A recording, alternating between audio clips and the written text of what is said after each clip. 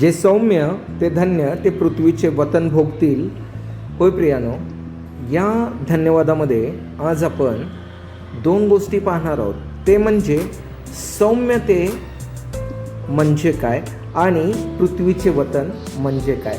प्रथम आपण सौम्य असणे म्हणजे नम्र आणि वाईट किंवा भांडखोर स्वभाव नसणे.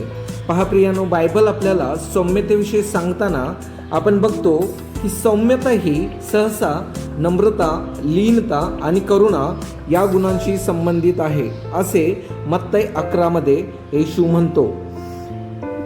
इथे सौम्य हा शब्द आपल्या वर्तनाशी जोडला गेला आहे, ज्यामध्ये आपला स्वभाव, बोलणे हे दर्शविते.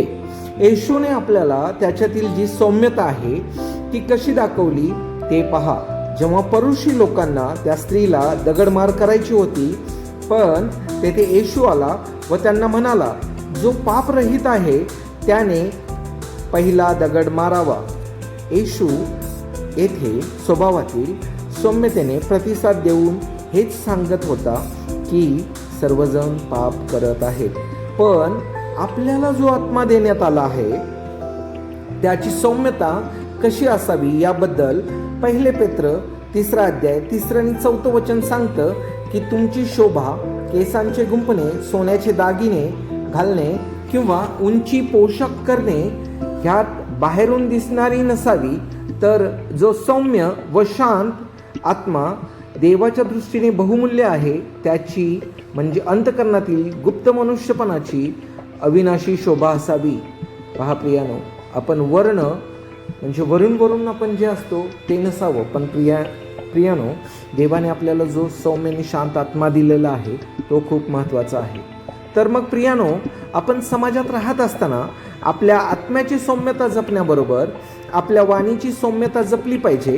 कारण पहा, नीतिसूत्रे 15:1 मध्ये वचन आपल्याला सांगते की मृदू उत्तराने कोपाचे निवारण होते, कठोर शब्दाने क्रोध उत्तेजित होतो.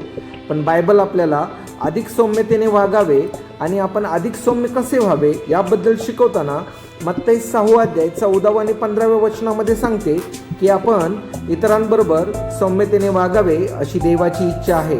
त्यासाठी आपण लोकांच्या पापांची क्षमा केली पाहिजे, तरच आपला स्वर्गीय पिता आपल्या पापांची क्षमा करेल. आणि आपण जर क्षमा केली नाही तर आपल्याला ही क्षमा मिळणार नाही. पहा प्रियानो, बायबल आपल्याला 2 कोरिन्थ 10 अध्याय मध्ये 1 वचनात असं सांगतं, ख्रिस्ताच्या सौम्यतेबद्दल आणि नम्रतेबद्दल पेत्र आपल्याला सांगत आहे. तो म्हणतो, मी ख्रिस्ताच्या सौम्यतेने आणि नम्रतेने तुम्हाला विनंती करतो. तर मग आपण ही प्रियानो त्या ख्रिस्ताच्या, प्रभू येशू ख्रिस्ताच्या सौम्यतेने आणि नम्रतेने आपले जीवन जगूया.